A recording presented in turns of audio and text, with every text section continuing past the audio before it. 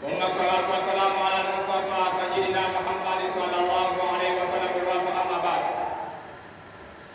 Ndugu zangu katika imani, hivi sasa tumeingia katika hutuba ya pili, na hutuba hii inaungana moja kwa moja na hutuba ya kwanza ambayo inayohusiana tunatakiwa tuizilinde neema ambazo Allah subhanahu wa ta'ala alizotupa.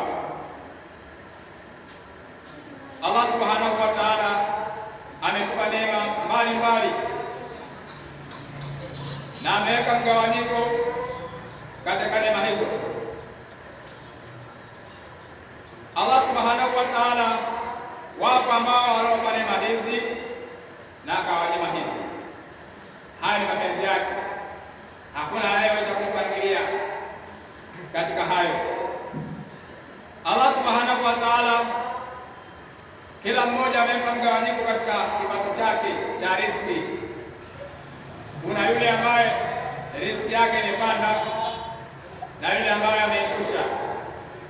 Sio kwamba yule kampenda na huyu kamchukia, hapana, ana sababu zake.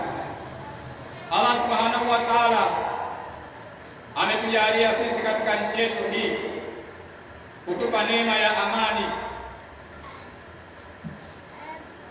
Tuna amani kiasi ambacho huwa tunafanya mambo kwa uhuru jinsi tunavyohitaji sisi wenyewe. Kila mmoja anafanya harakati zake muda wowote anaohitaji. Tunarudi pale pale, Nabii Ibrahim, kitu cha kwanza ambacho alikizungumza katika ule mji wa Maka, kwanza aliitakia amani nchi ile. Baadaye sasa akarudi katika riziki, kipato, kuonyesha kwamba amani ikisimama sehemu, uchumi utasimama. Amani ikisimama, maana yake hata utafutaji wa kutafuta afya kwa wale ambao wasiokuwa na afya utakuwa ni mzuri, kwa sababu utakuwa na muda wa kwenda katika vituo kwa ajili ya kuweza kutafuta hiyo afya unayohitaji, kwa maana kupata matibabu. Lakini amani ikiwepo, vijana wetu watakuwa wanasoma vizuri mashuleni. Amani ikiwepo, mambo mbalimbali tutayafanya. Lakini amani kama itapotea, maana yake hivi vitu vyote hivi itakuwa ni changamoto. Wale ambao wanasema wanadai haki, kwanza wafuate utaratibu wa kuweza kutaka hayo, kwa sababu ni haki ya kila ambaye anahitaji hicho. Anapoona labda kwake yeye anakunjwa au anafinywa au atendewi haki, basi kuna utaratibu wa kuweza kutumia haki, lakini sio utaratibu wa kusema kwamba eti tufanye jambo fulani hivi linalosababisha kuvunja amani, alafu tukasema ndio kwamba hii ndio njia nzuri. Hapana, unaweza ukafanya wewe hayo, madhara yakatokea, usizulike wewe, wakaja kuzulika watu wengine. Hiyo yote inawezekana. Yaani madhara anaweza akasababisha mtu mmoja, lakini wakaja kuzulika watu wengi, kiasi ambacho ni kwamba yeye aliyoanzisha hata hajapatwa na jambo lolote lile, lakini wakaja kupatwa watu ambao hawana hatia, tena hata hawana mpango wa kuweza kufanya. Yaani wao wapo tu wanamshukuru Mungu kwa kuwa wanakula, wanafanya kazi zao, hayo mambo mengine hata basi hao ndio wakapata madhara makubwa kabisa. Au kwa hiyo katika hali kama hiyo, jambo ambalo sisi tunatakiwa tutulie muda wote kwa ajili ya kuweza kwanza kuzilinda nafsi zetu, lakini kulinda familia zetu, kulinda nchi yetu, tunatakiwa kusimama na jambo moja tu: Allahumma ij'al hadha baladan amina, Allahumma ij'al hadhihi baladan amina. Mwenyezi Mungu, ujalie mji huu uwe na nini? Uwe na amani. Sasa tuseme ijalie nchi yetu ya Tanzania iwe na nini? Iwe na amani. Unapokuwa unakaa katika makundi mengi sana unayapata, sasa unajiuliza, hivi hawa wako katika nchi gani? Kwa sababu mengi ambao unayapata hapo, kiasi ambacho yani utafikiri kama hawako katika ile nchi ambayo wazee wameipambania huko wakaikomboa. ikawa ya kwetu sasa. Lakini hawa wazee kawa wameondoka, wakawaachia mababu zetu wakailea, wakaidumisha vizuri, wakaisimamia vizuri. Sisi tumezaliwa hatujui hata kilichojiri huko nyuma, hatujui. Hakuna yoyote ambaye anajua, labda wazee wale ambao ndio wanajua. Lakini ukija kuniuliza mimi, sijui hata moja. Naona kama ndio desturi, yani kuishi hivi. Sasa tunapokuwa tunasikia kwa wenzetu, unashangaa kwani huko kitu gani ambacho wanataka, au kwani wamekosea wapi, au kwani Mwenyezi Mungu wamemkosea nini? Kwa sababu gani?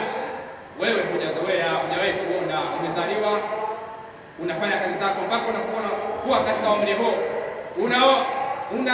unaoa, unapata watoto.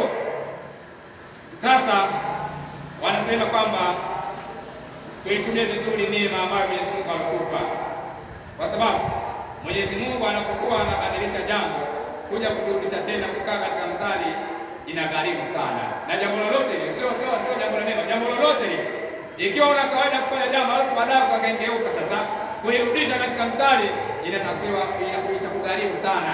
Sasa basi tusije ikawa ndio sababu Mwenyezi Mungu kutuletea balaa, ikawa ndio mwendelezo wa hayo mambo, kwa sababu Mwenyezi Mungu kazi yake anaangalia, anafikiria hivi hawa wameshinda nini mpaka wanafanya nini, kitu gani ambacho hawahitaji mpaka wanafanya hivi. Sasa tuwe tayari kwa ajili ya kuweza kusikia ama kusikiliza yale yote ambayo watakayotuambia katika masikio yetu. Kikubwa ni kwamba isiwe sababu ya kuweza kuwaletea matatizo familia zetu. Sisi tukishaondoka duniani tuna familia tunaziacha. Hizi familia hizi ambazo tunazoziacha hizi, hivi watasemaje? Hivi wazee wetu wameshindwa kusimama kwa ajili ya kuweza kututazama sisi katika maisha. Mbona wao wazee wao wamewatazama vizuri, ikafikia wakati wao katika maisha yao wameishi vizuri. Sisi je? Shibe isituleweshe kiasi ambacho tukabadilisha kheri ile ambayo Mwenyezi Mungu alitupa tukaibadilisha kuwa ni shari, kutokana na vishawishi, sio ni vishawishi. Na kawaida ni kwamba tulikuwa wengi ni kwamba hatujazoea hivyo vitu, hatuna mazoea, tunavisikia. Kwa hiyo inapokuwa inatokea kidogo huwa tunapata tabu sana, tumeshapata tabu kwa muda mchache sana, muda mdogo tu. Neema ya Mwenyezi Mungu lazima tuilinde vizuri. Sisi tunasifika kuwa ni kitovu cha kuweza kupokea wenzetu ambao tayari majanga yamewakuta kwao. Ukienda katika mikoa ambayo iko pembezoni ya nchi hii, basi huko utakuta kuna makambi, yaani watu wamekimbia huko, wanalindwa huko, wanaishi huko. Ukimwambia kurudi kwake hataki, anasema sitaki, yaani bora nikae hapa, kagoma kabisa kwenda kwao. Sasa basi, kwa maana janga likitokea, sisi tunaenda kukaa kabila nani, wakati katika nchi zetu zote ambazo zinatuzunguka wao wako huko. Je, likitokea jambo lolote, wewe unaenda wapi? Yaani watu kusema ukimbilie, alafu wewe sasa ukimbize sasa mpaka kutengenezea kambi kwa wapi? Kama wao makambi yako, wewe utaenda kukaa kambi wapi? Naomba na kuhusieni pamoja na kuhusia katika nafsi yangu, tuiache au tuwarithishe vijana wetu katika amani ambayo sisi tumeirithi kutoka kwa wazee wetu, isije tukawa sisi laana kwa Mwenyezi Mungu.